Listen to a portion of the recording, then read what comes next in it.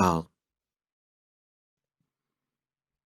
It was a warm summer evening, and Klausner walked quickly through the front gate, around the side of the house and into the garden at the back. He went down the garden until he came to a wooden hut. Then he unlocked the door, stepped inside, and closed the door behind him. The inside of the hut was an unpainted room. Against one wall, on the left, there was a long wooden work surface, and on it, among a lot of wires and small sharp tools, stood a black box about 3 feet long. Klausner moved across the room to the box. The top of the box was open, and he bent down and began to look inside it, among the different coloured wires and silver tubes. He picked up a piece of paper that lay beside the box, studied it carefully, put it down, looked inside the box and started running his fingers along the wires, pulling at them gently to test the connections. He looked back at the paper, then into the box, then at the paper again, checking each wire. He did this for perhaps an hour. Then he put his hand around to the front of the box, where there were 3 dials, and he began to turn them. At the same time, he watched the movement of the machine inside the box. As he did so, he kept speaking softly to himself. His fingers were moving quickly and carefully inside the box. His mouth was twisting into strange shapes when a thing was delicate or difficult to do, and he was saying, "Yes, yes, and now this one. Yes. But is this right? Is it? Where's my plan? Ah, yes. Of course. Yes, that's right." His attention was impressive. His movements were quick. There was an urgency about the way he worked, of breathlessness, of strong, controlled excitement. Suddenly, he heard footsteps on the path outside, and he straightened and turned quickly as the door opened and a tall man came in. It was Scott. It was only Scott, the doctor. "So this is where you hide yourself in the evenings," the doctor said. "Hello, Scott," Klausner said. "I was just passing," the doctor told him. "So I came to see how you are. There was no one in the house, so I came on down here. How's your throat been behaving?" "It's all right. It's fine." "Now that I'm here, I might as well have a look at it." "Please don't trouble yourself. I'm quite cured. I'm fine." The doctor began to feel the tension in the room. He looked at the black box on the work surface. Then he looked at the man. "What's this?" he said. "Making a radio?" "No, I'm just playing around." "It's got rather complicated-looking insides." "Yes." Klausner's mind seemed to be on something else. "What is it?" the doctor asked. "It's rather a frightening-looking thing, isn't it?" "It's just an idea." "Yes?" "It has to do with sound, that's all." "Good heavens, man. Don't you get enough of that sort of thing every day at work?" "I like sound." "So it seems." The doctor went to the door, turned and said, "Well, I won't interrupt you.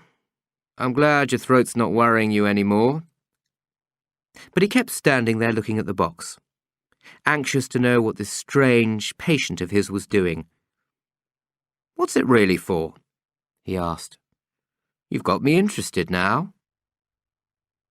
Klausner looked down at the box, then at the doctor, and he reached up and began to rub his right ear gently. There was a pause. The doctor stood by the door, waiting, smiling. "All right. I'll tell you."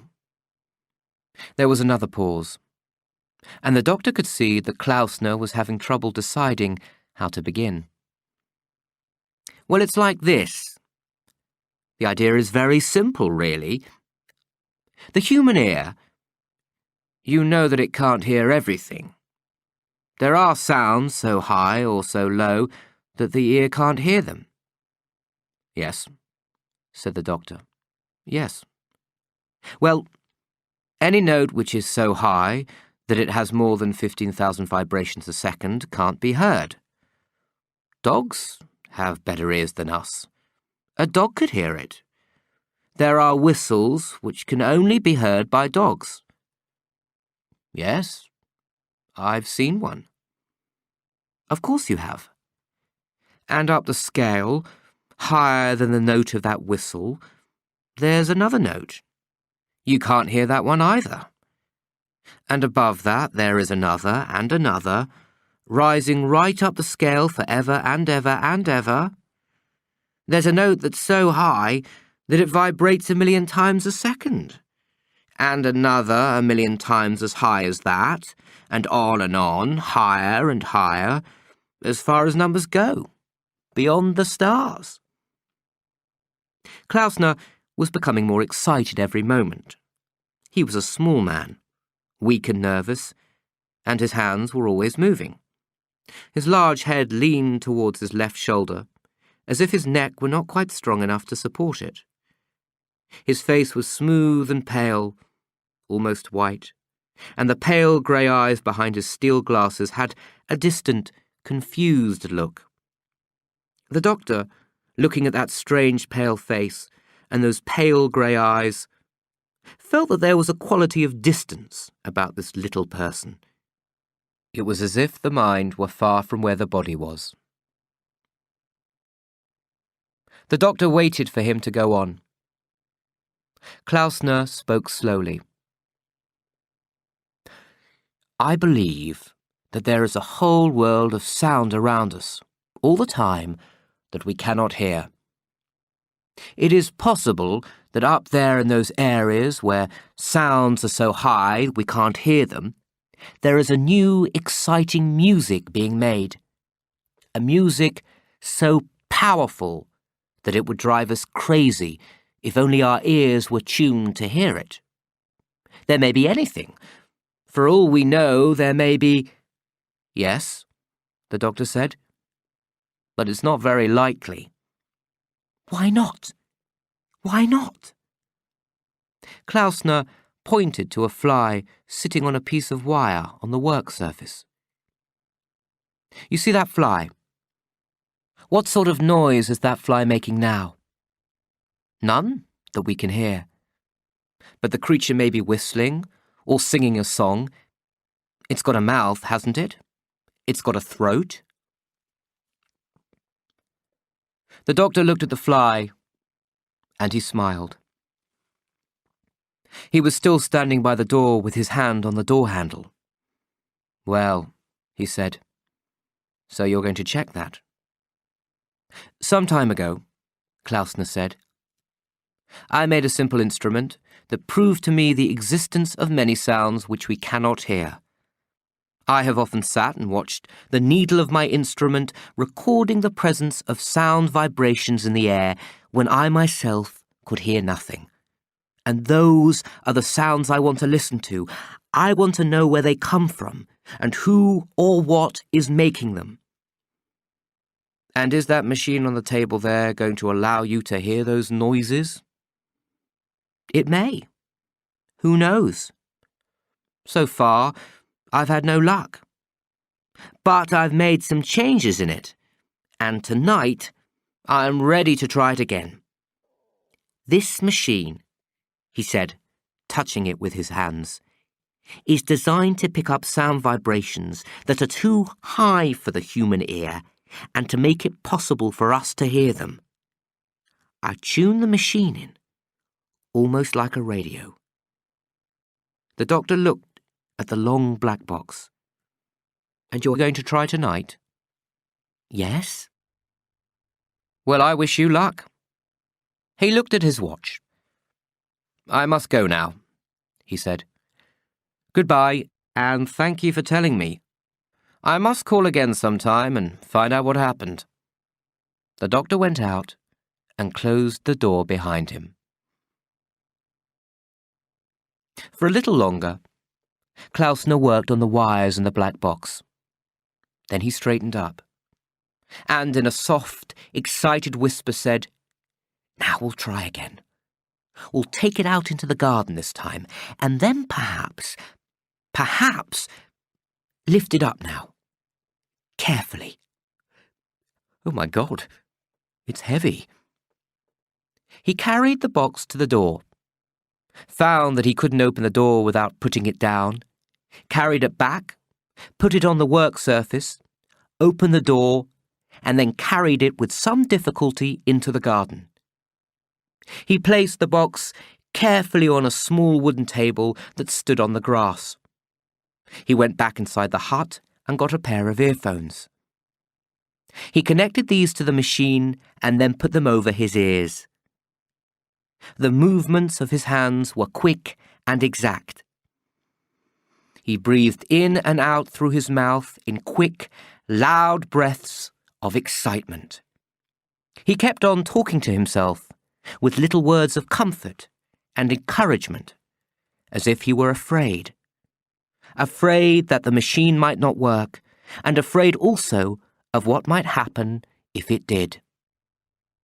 He stood there in the garden, beside the wooden table, so pale, small and thin that he looked like a sick child.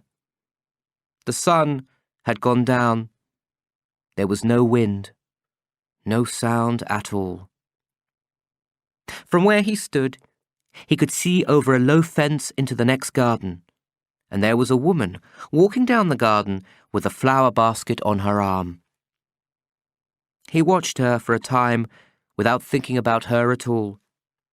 Then he turned to the box on the table and pressed a button on its front. He put his left hand on the controls and his right hand on the button that moved a needle across a large central dial, like the wavelength dial of a radio. The dial was marked with many numbers, starting at 15,000 and going on up to 1 million. And now he was bending forward over the machine. The needle was travelling slowly across the dial, so slowly that he could hardly see it move, and in the earphones he could hear a faint noise. Behind this noise, he could hear the sound of the machine itself, but that was all. As he listened, he became conscious of a strange feeling that his ears were stretching out, away from his head. It felt as if each ear were connected to his head by a thin, stiff wire, and that the wires were getting longer, that his ears were going up and up towards a secret and forbidden land, a dangerous world of sound, where ears had never been before and had no right to be. The needle moved slowly across the dial, and suddenly he heard a scream. A terrible scream, and he jumped and caught hold of the edge of the table. He looked quickly around him, as if he expected to see the person who had screamed. There was no one in sight except the woman in the garden next door, and she had not screamed. She was bending down, cutting yellow roses and putting them into her basket. Again it came. A throatless, inhuman scream, sharp and short, very clear and cold. The note itself had a hard metallic quality that he had never heard before. Klausner looked around him, trying to see where the noise had come from. The woman next door was the only living thing in sight. He saw her reach down, take a rose stem in the fingers of one hand, and cut the stem with a pair of scissors. Again, he heard the scream. It came at the exact moment when the rose stem was cut. At this point, the woman straightened up, put the scissors into the basket with the roses, and turned to walk away. "Mrs. Saunders!" Klausner shouted, his voice high with excitement. "Oh, Mrs. Saunders!" And looking round, the woman saw her neighbour standing in his garden. He was wearing earphones, and was waving his arms and calling to her in a voice so high and loud that she became frightened. "Cut another one. Please, cut another one quickly." She stood still, looking at him. "Why, Mr. Klausner," she said, "what's the matter?" "Please, do as I ask," he said. "Cut just one more rose." Mrs. Saunders had always believed her neighbour to be a rather strange person. Now it seemed that he had gone completely crazy. She wondered whether she should run into the house and get her husband.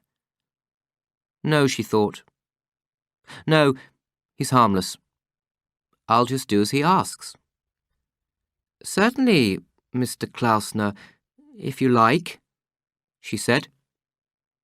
She took her scissors from the basket, bent down, and cut another rose. Again, Klausner heard that terrible, throatless scream in the earphones. Again it came at the exact moment the rose stem was cut. He took off the earphones and ran to the fence that separated the two gardens. "All right," he said, "that's enough. No more. Please, no more." The woman stood there, a yellow rose in one hand, scissors in the other. She looked at him. "I'm going to tell you something, Mrs. Saunders," he said. "Something that you won't believe. You have this evening cut a basket full of roses. You have cut through the stems of living things with sharp scissors, and each rose that you cut screamed in the most terrible way. Did you know that, Mrs. Saunders?" "No," she said. "I certainly didn't know that." "I heard them screaming. Each time you cut one, I heard the cry of pain." "Did you really, Mr. Klausner?" She decided she would make a run for the house in about 5 seconds. "You might say," he went on, "that a rose bush has no nervous system to feel with, no throat to cry with. You'd be right. It hasn't. But how do you know, Mrs. Saunders?" And here he leaned far over the fence and spoke in an angry whisper. "How do you know that a rose bush doesn't feel as much pain when someone cuts its stem as you would feel if someone cut your wrist off with a large pair of garden scissors? How do you know that? It's alive, isn't it?" "Yes, Mr. Klausner. Oh, yes. And good night." Quickly, she turned and ran up the garden to her house. Klausner went back to the table. He put the earphones on and stood for a moment while listening. He could still hear the faint sound of the machine, but nothing more. He bent down and took hold of a small white flower growing up through the grass. He took it between his thumb and first finger and slowly pulled it upward and sideways until the stem broke. From the moment that he started pulling to the moment when the stem broke, he heard a faint cry. Did the noise express pain, or surprise, or did it express a feeling unknown to human beings? He stood up and took off the earphones. It was getting dark. He carefully picked up the black box, carried it into the hut, and put it on the work surface. Then he went out, locked the door, and walked up to the house. The next morning, Klausner was up as soon as it was light. He dressed and went straight to the hut. He picked up the machine and carried it outside. He went past the house, out through the front gate, and across the road to the park. There he paused and looked around him.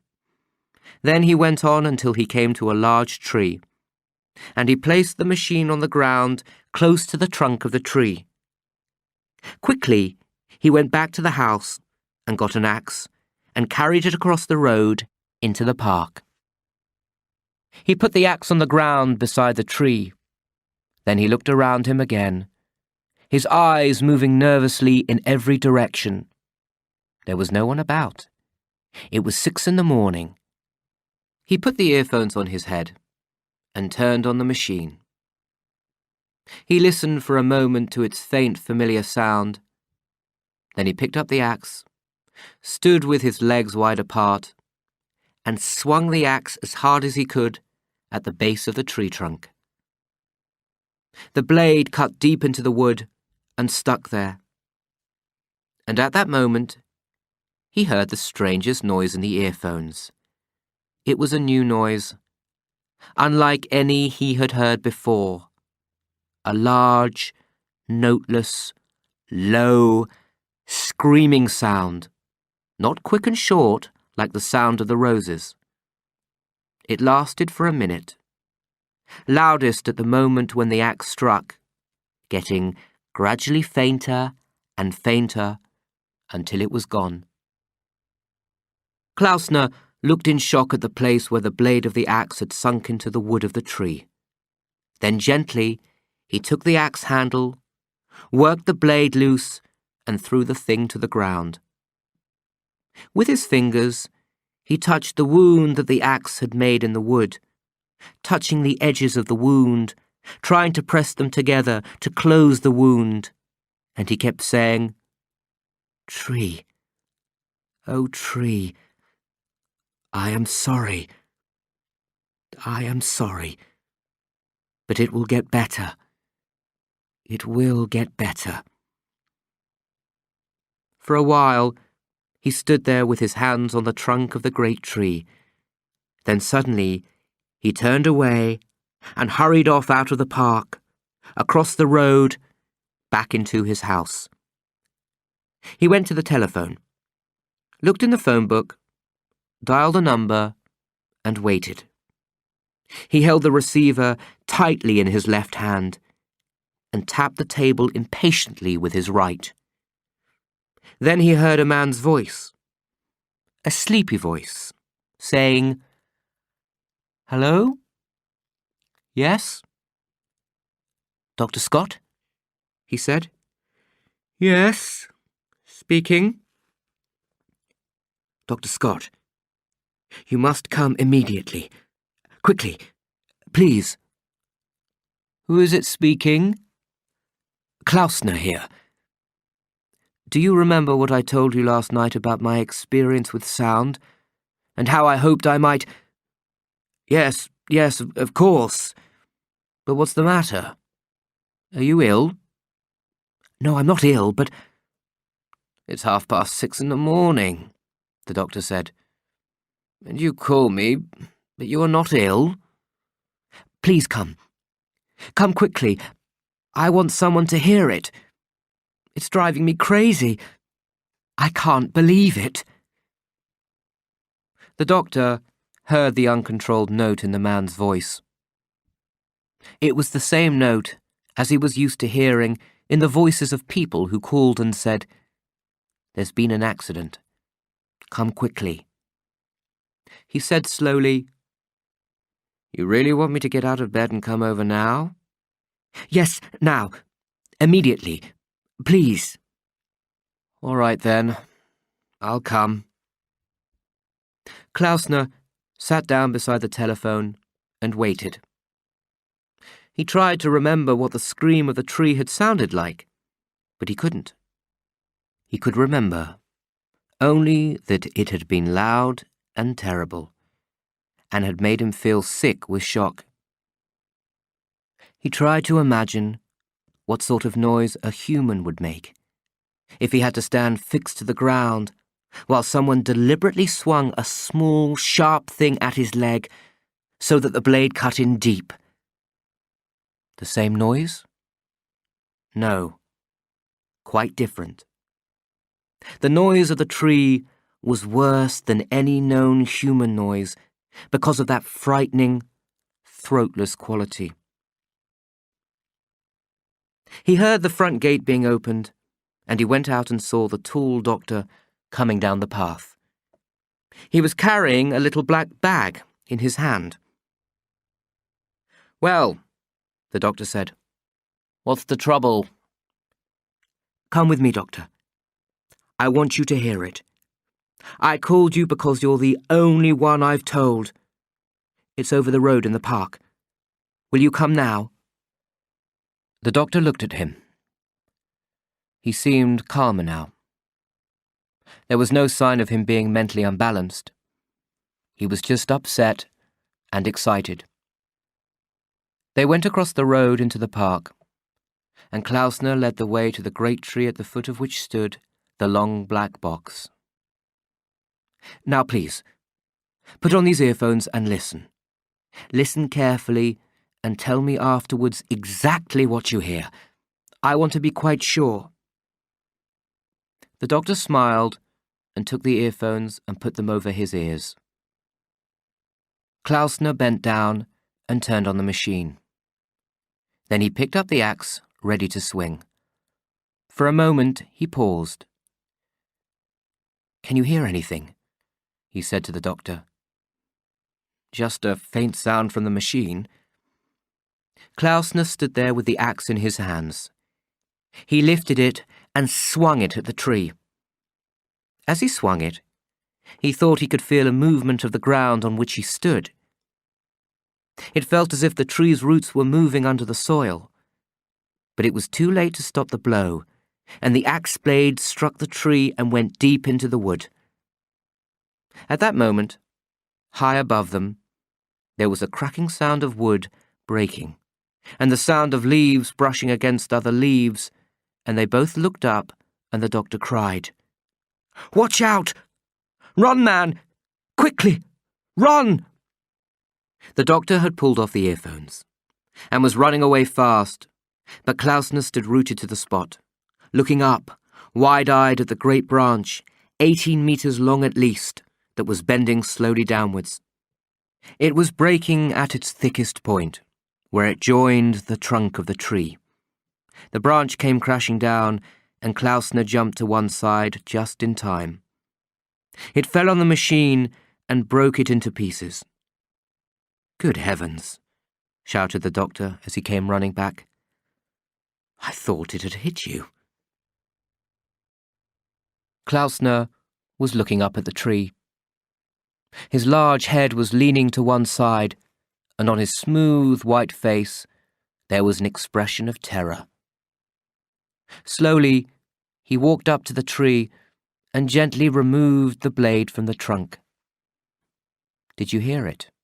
he said, turning to the doctor. The doctor was still out of breath from running and the excitement. "Hear what?" "In the earphones. Did you hear anything when the axe struck?"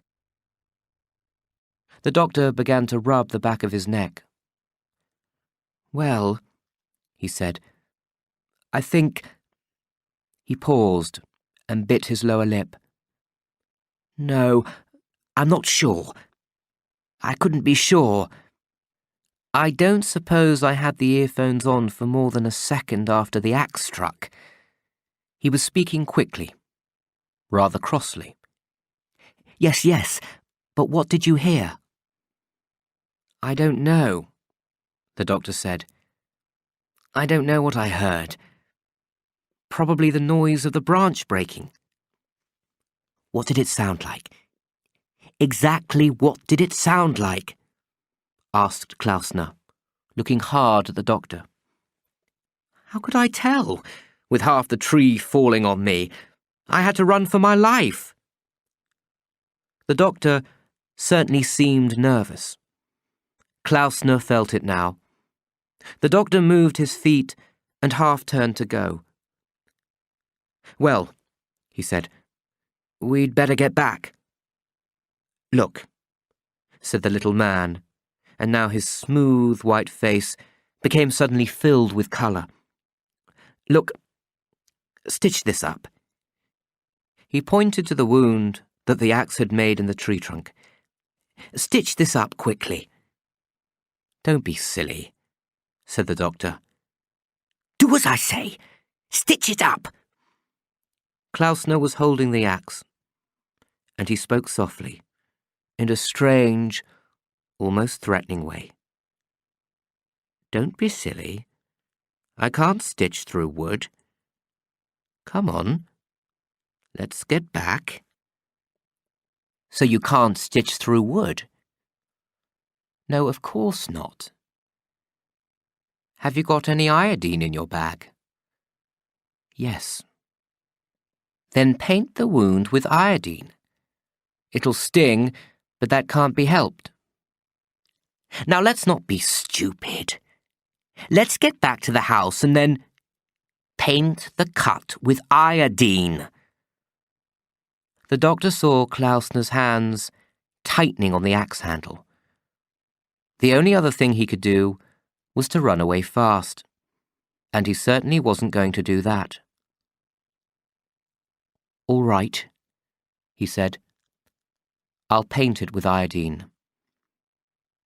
He got his black bag, opened it, and took out a bottle of iodine and some cotton wool.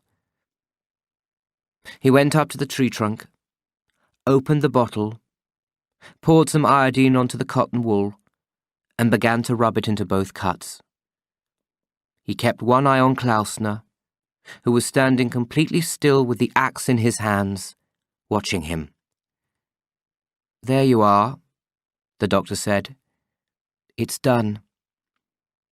Klausner came closer and carefully examined the 2 wounds in the tree. "You'll come and look at the tree again tomorrow, won't you?" "Oh, yes," the doctor said. "Of course. And put some more iodine on." "If necessary, yes." "Thank you, Doctor," Klausner said. He dropped the axe and smiled a wild, excited smile. And the doctor quickly went over to him and took him gently by the arm and said, "Come on, we must go now."